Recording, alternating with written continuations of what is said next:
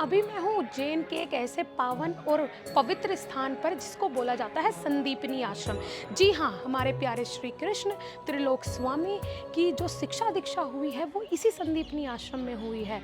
और ये भी सुनने में आता है कि जब वासुदेव जी ने श्री कृष्ण और बलदाव को मथुरा से यहाँ आने के लिए कहा उज्जैन में, तो वो लोग पैदल ही चलकर यहाँ आए थे।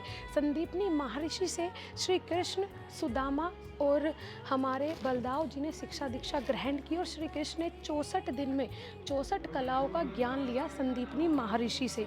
तो आज हम इसी पावन और दिव्य स्थान के दर्शन करेंगे। ये स्थान सिर्फ घूमने और दर्शन करने योग्य नहीं बल्कि अनुभव करने के योग्य है। आइए मेरे साथ और दर्शन कीजिए, अनुभव कीजिए। चलितं मधुरं